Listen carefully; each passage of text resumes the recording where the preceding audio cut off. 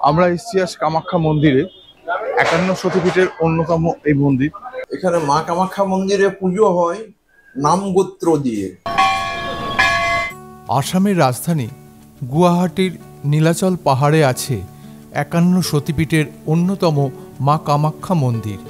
দেবী এখানে সৃষ্টির প্রতীক। এই মন্দির হিন্দুদের কাছে অতি পবিত্র তীর্থস্থান। এই মন্দির তন্ত্র সাধনারও এক অন্যতম ক্ষেত্র।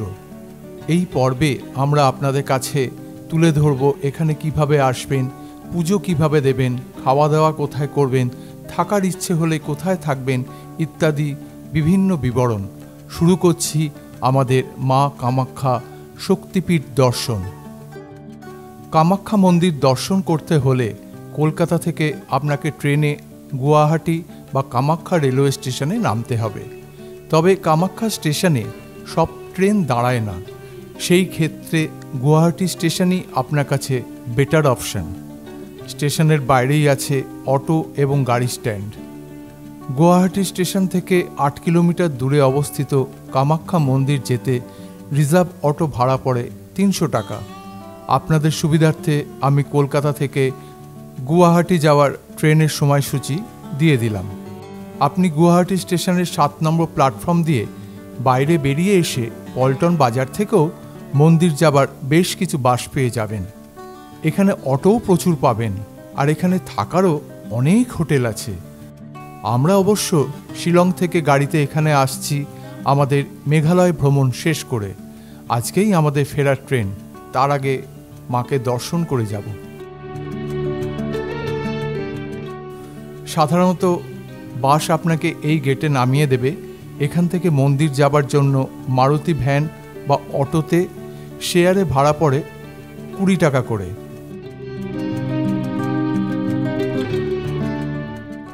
এটি হচ্ছে মন্দিরের কাছে গাড়ি স্ট্যান্ড। এই অবধি গাড়ি আসে, এরপর আপনাকে হেঁটে যেতে হবে। মন্দির যাবার রাস্তার দুপাশেই আছে পূজা সামগ্রীর দোকান। এই যে পুজোর ডালির দাম কিরকম? ২০০ টাকা ১০০ টাকা, যে যেরকম খুশি। সেখানে কি ওই এগুলোতে দেয়া হয়? চলি দেয়া হয়, মানে যার যেরকম পছন্দ সেই অনুযায়ী নিতে পারবে। আপনি এইসব দোকান থেকে আপনার পছন্দের ডালি নিয়ে নেবেন। মন্দিরে যাবার রাস্তার বাঁদিকেই আছে বিনামূল্যের পাবলিক টয়লেট। একটু এগিয়েই বাঁদিকে পড়বে অন্ন সেবা ক্ষেত্র। এখানে বিনামূল্যে ভক্তদের দুপুরে খাওয়ার ব্যবস্থা আছে। সেই জন্য অবশ্য দুপুর ১২টা থেকে ৪টের মধ্যে কুপন সংগ্রহ করতে হবে।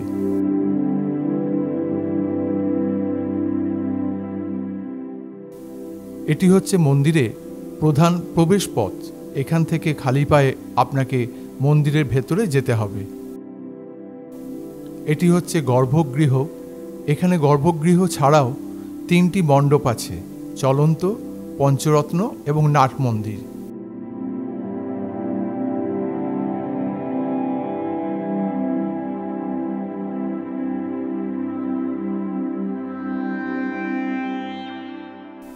এদিকটা হচ্ছে মন্দিরে পুজো দেওয়ার সাধারণ লাইন। সাধারণ লাইনে পুজো দিতে ৪-৫ ঘন্টা তো লাগবেই, কিন্তু তিথি বিশেষে আরও বেশি সময় লাগে। ৫০০ টাকার ভিআইপি লাইনও আছে, তাতে সময় অনেক কম লাগে। এটি হচ্ছে সৌভাগ্য কুণ্ড। এখানে শুদ্ধিকরণ ও অর্ঘ্য দিতে হয়। সৌভাগ্য কুণ্ডের জল মাথায় দিয়ে সিদ্ধিদাতা গণেশের সামনে যে শিখা আছে তার উত্তাপ মাথায় নিয়ে তারপর পুজো দিতে যেতে হয়।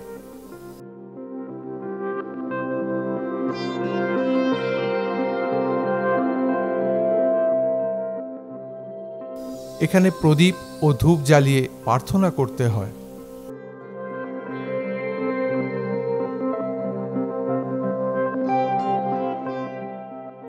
মন্দিরের ভেতরে ফটো তোলা নিষেধ বলে মন্দিরের ভেতরের দৃশ্য দেখাতে পারলাম না।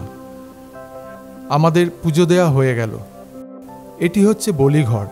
এখানে দুর্গাপুজোর সময় মহিষ বলি দেওয়া হয়। এছাড়া সারা বছর এখানে পাঁঠা বলি দেওয়ার রেওয়াজ আছে। 51 সতীপীঠের অন্যতম মা কামাখ্যা সতীপীঠ গৌহাটি শহর থেকে মাত্র 14 কিলোমিটার দূরে অবস্থিত। এটি একটি শক্তিক্ষেত্র। ভগবান বিষ্ণু তার সুদর্শন চক্রের দ্বারা সতীর মৃতদেহের যে 51টি খণ্ডে বিভক্ত করেন, তার মধ্যে এখানে মায়ের যোনির অংশটা পড়েছিল। যোনি যেহেতু সৃষ্টির উৎস, সেই কারণে মা কামাখ্যাকে সৃষ্টির দেবী হিসেবে গণ্য করা হয়। এছাড়া এখানে মায়ের কাছে কোনো প্রার্থনা করলে মা ভক্তের মনস্কামনা পূর্ণ করেন। সেই হিসেবেও এখানে মায়ের নাম কামাখ্যা। কামাখ্যাকে বলা হয় যোনিপীঠ।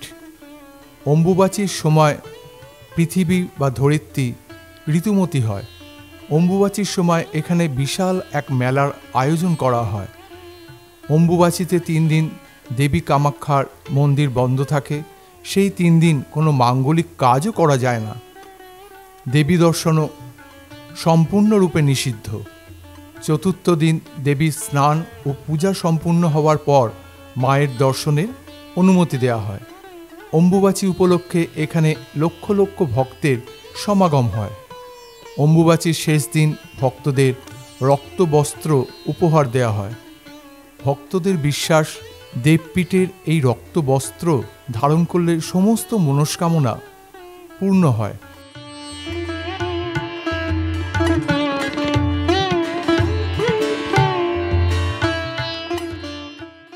সুবিশাল এই মন্দির চত্বরটি বেশ পরিষ্কার পরিচ্ছন্ন। মন্দির চত্বর থেকে ধাপে ধাপে যে সিঁড়ি আছে, তা সমগ্র মন্দির চত্বরটিকে ঘিরে রেখেছে। মন্দির চত্বরেই আছে 10 মহাবিদ্যার বিভিন্ন রূপের মূর্তি। এই 10 রূপ হল কালী, তারা, ভৈরবী, ভুবনেশ্বরী, ষোড়শী, ছিন্নমস্তা, উমাবতী, মাতঙ্গী, বগলা এবং কমলা।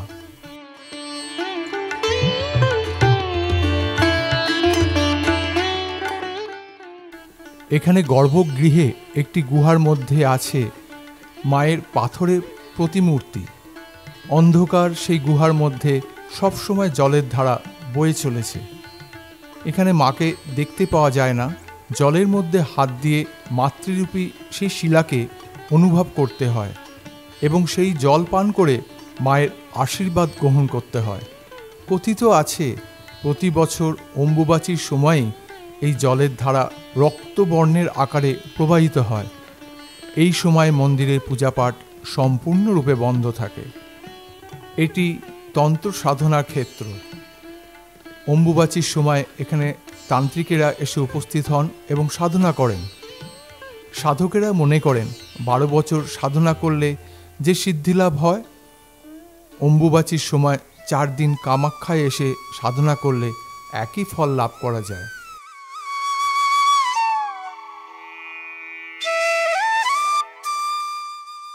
কামাখ্যা মায়ের এই মন্দিরটি নির্মাণ করেন কোচ রাজা নরনারায়ণ 1565 সালে। জনশ্রুতি অনুসারে সুলেমান কিরানির সেনাপতি কালাপাহাড় 1572 সালে এই মন্দিরটি ধ্বংস করেন। পরবর্তীকালে কোচ রাজা চিলারায় এই মন্দিরটি পুনর্নির্মাণ করেন। পরবর্তীকালে অহোম রাজ্যের রাজারা এই মন্দিরটি আরও বড় করে তোলেন। এখানে অন্যান্য মন্দিরগুলিও পরে নির্মিত হয়। এই মন্দির প্রত্যেক দিন সকাল 6:30 খোলে। আমরা এর সম্বন্ধে সম্পূর্ণ তথ্য জেনে নিই এখানকার পূজারীর কাছ থেকে। পুজোতে মায়ের এখানে সব লোকের ফ্যামিলিতে একটা নামে হয়, নাম গোত্রতে একটা গোত্র হয়, একটা ফ্যামিলি একটা পুজো দিলে হয়ে যায়। আলাদা আলাদা গোত্র হলে ওইগুলো পুজোগুলো আলাদা আলাদা আলাদা। আর 1টা থেকে 2:30 মায়ের এখানে অন্নভোগ হয়, ওই সময় বন্ধ থাকে। তারপর আবার খুলে দিবে, খুলে দিলে সন্ধ্যা পর্যন্ত আমার মন্দির খোলা। 6টার সময় ওই গেটগুলো বন্ধ হয়ে যাবে। ভিতরে যা লোক আছে ওই দর্শনটা পাবে। সন্ধ্যার সময় মায়ের মন্দিরের লোক কত আরতি হয়ে যাবে, রাত্রিরে মা রেস্ট করবে। রাত্রের দিকে আমাদের দর্শন দেওয়া নিয়ম। আর আপনার নামটা একটু বলে দিন। আমার নাম হলো দীপ শর্মা বরপূজারী। ফোন নাম্বারটা বলুন। ফোন নাম্বারটা 9864017490। এখানেই শেষ করলাম আজকের প্রতিবেদন। প্রতিবেদনটি কেমন লাগলো কমেন্ট করে জানানোর অনুরোধ রইল।